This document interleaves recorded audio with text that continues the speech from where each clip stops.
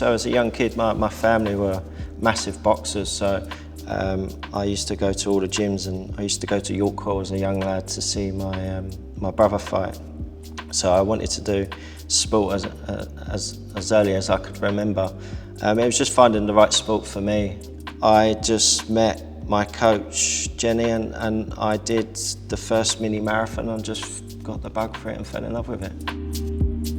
I met her when I was about 8 years old at the London Youth Games. I was racing for Sutton and she was working for Merton. And she come up to me after and said, "Oh, you'll be a good wheelchair racer one day." And then she said, "I've got a training group in Tooting, do you fancy coming along and training with us?" And so I've known her for 30 plus years. I was in Beijing Paralympics and I'm getting ready for one of my races, and I looked at the number of wheelchair racers in the GB squad and saw it as a low number.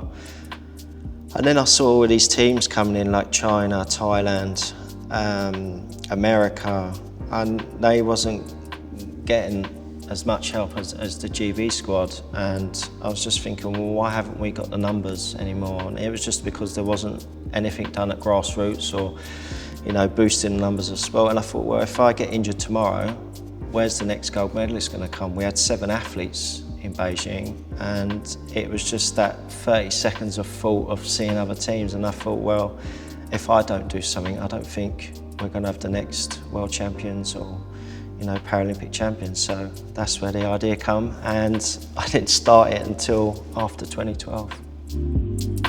A bit of a long story, but the presenter, Rick Edwards, gave me the story. We did a show a year before the Games in London, and it was to show that I could be quicker than anyone else in a wheelchair that thought they could just get in a wheelchair. So we had a bodybuilder, a lifeguard and people like that, and I had to race them over 100 metres, and he said, right, we're going to call you the WeirWolf. And it stuck for 2012, and